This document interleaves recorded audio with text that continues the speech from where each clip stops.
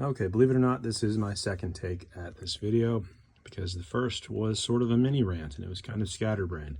Trying to get to the point this time.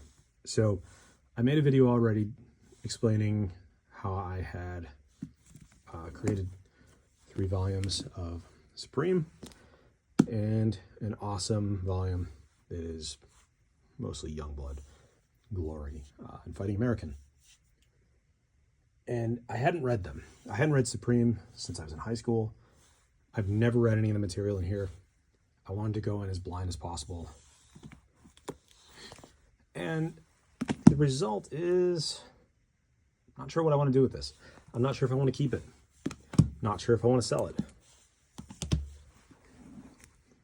So I want to just sort of explain quickly and also point out all the mistakes I made. So this volume is pretty much perfect. No complaints. It's Supreme. Supreme's really good. I don't know if it's his best work. I don't think it is, but I really enjoyed reading it. This volume, Supreme, is interrupted by Judgment Day. Judgment Day is really about setting up the larger awesome universe. It's not Supreme-centric. It interrupts the flow. It's only mentioned once. These 3 issues, plus some of the bonus material, could have been taken out of here. There's a chance all of this could have fit comfortably, well, the Supreme aspects of it, could have fit comfortably in that first volume. So, you know, woulda, coulda, shoulda. Same with this. I like Erik Larsen's work. I like his continuation. He doesn't just try to ape Alan Moore. He brings back the original Supreme. He tries to carry the book into the future, set up some interesting dynamics for the next artist writer, and then the book just ends.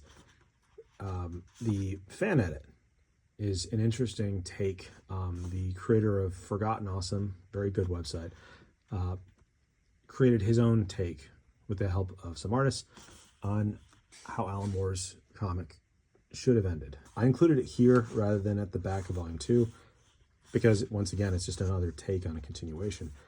It's okay. Supreme Blue Rose is a Warren Ellis comic that I think sucks. I like the art. I don't like the comic. I think it's ponderous. I don't think it's what I want from Supreme at all. And then Sacrifice and Supreme #1 are here, sort of my attempt at being cutesy. There's so much revisionism within Supreme. It's literally a plot aspect, plot element.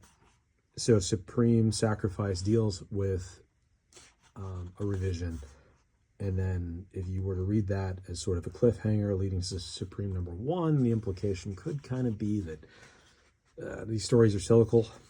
I don't think it really works. It's a poor attempt. There are a lot of things that I did wrong throughout all of these books in terms of what I included or where I included them.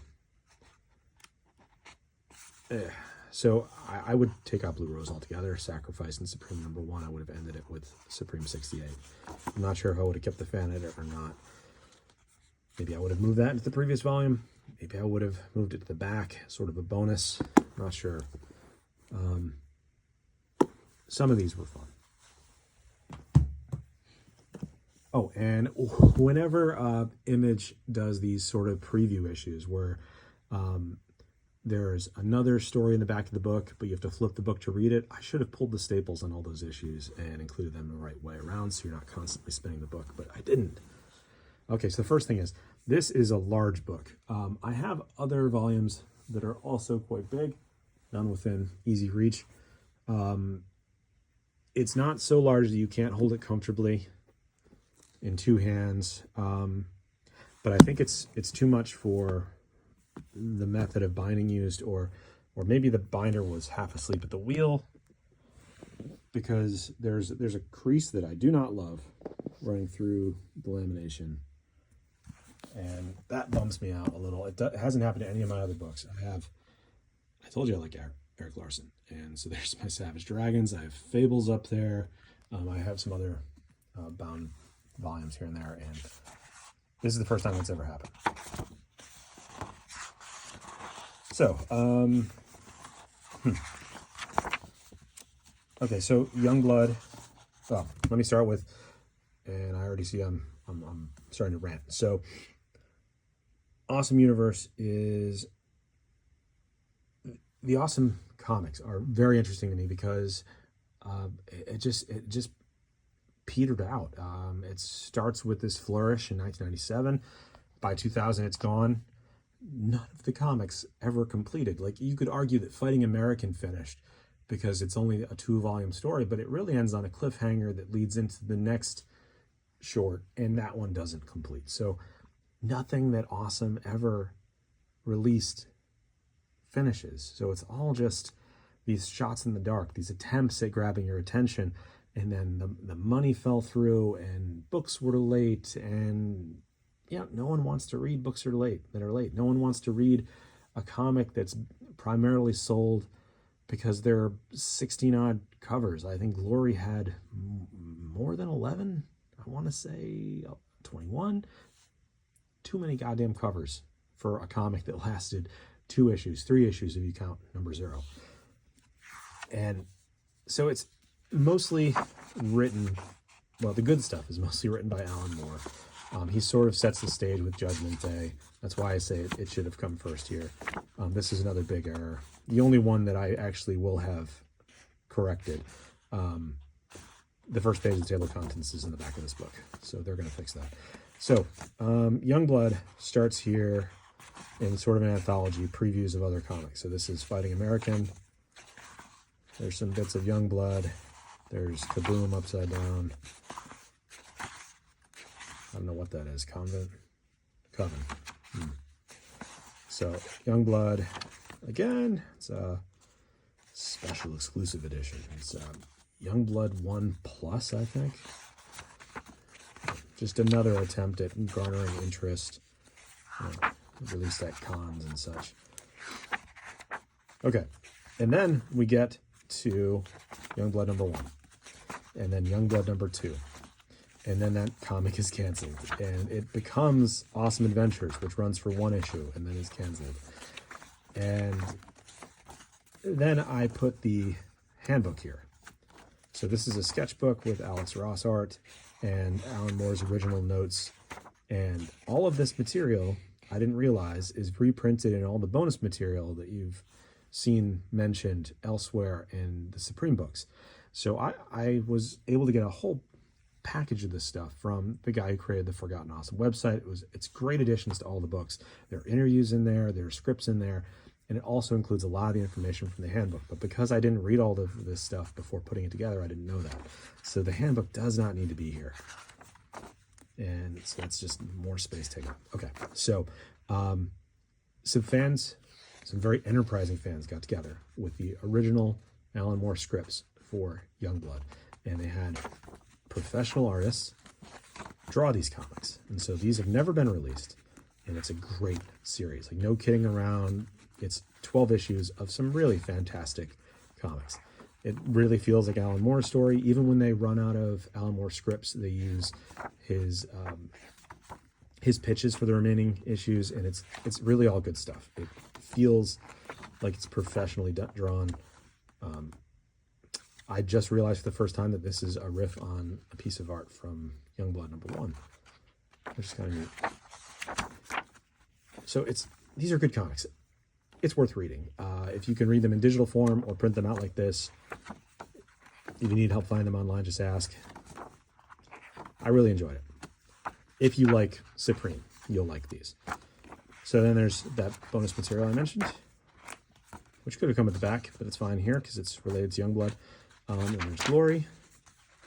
Glory's good. If you've read Promethea, you've read Glory. It's the same. I'm not going to argue that in court, but it really is. It's very similar. It's maybe a tad hornier, if that's possible, but it's also good stuff. But it doesn't end. Stuff ends.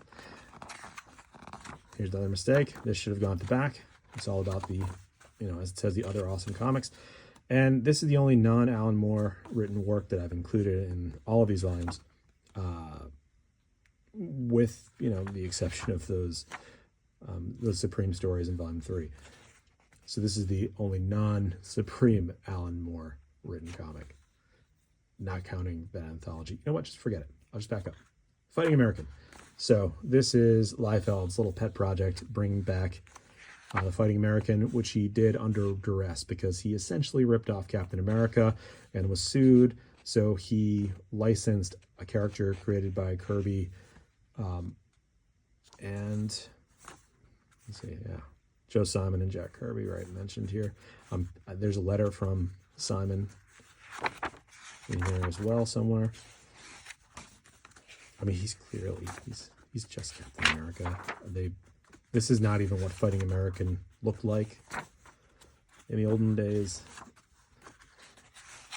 It's written by Jeff Loeb. It adds nothing to the book. I don't know if I would have included it. I think it would have be weird having the bonus material in here if you don't have something to look at, to compare.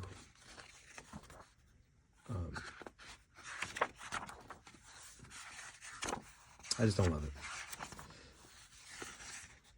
There's some references to some of the stuff that Alan Moore set up in Judgment Day. So the Roaring Roughnecks, the Battle in Baron, obviously all of that is pastiche of the Howling Commandos, Nick Fury.